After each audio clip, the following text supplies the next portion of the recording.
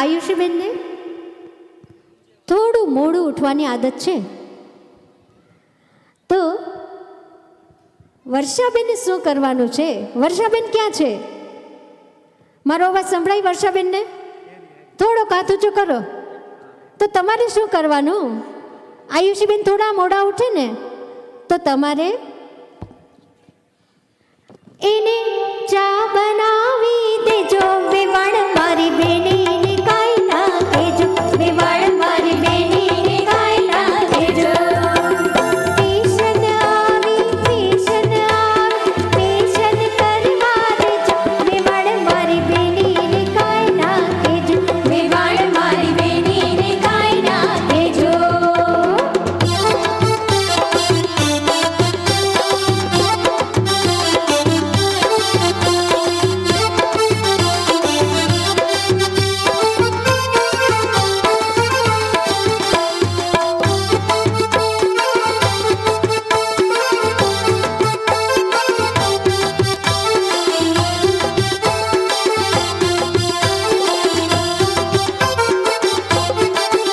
એ તો સાડી પહેરશે, એ તો સેલા પહેરશે.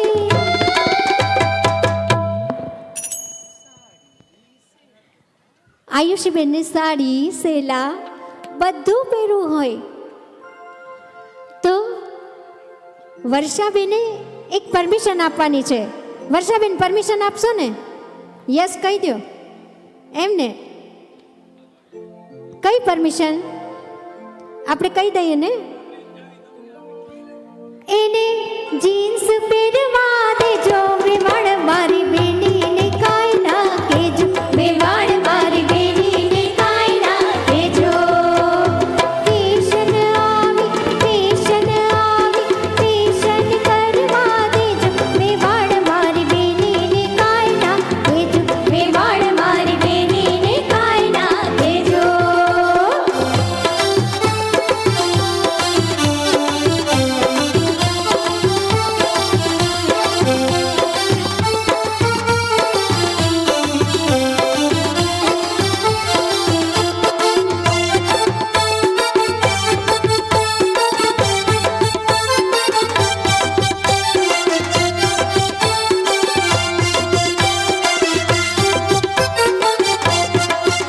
એ તો વોટ્સએપ જોશે, એ તો ઇન્સ્ટાગ્રામ જોશે.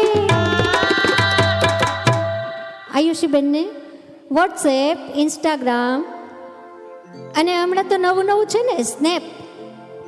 સ્નેપ તો રોજ મૂકવા જોઈએ. રોજ સ્ટોરી રાખવી હોય, સ્ટેટસ રાખવું હોય તો શું કરવાનું? પણ હવે છે ને આપણે વર્ષાબેનને નથી કહેવાનું, જેનિલ કુમારને કહેવાનું છે કે જેનિલ કુમારે શું કરવાનું? એને રિચાર્જ કરાવી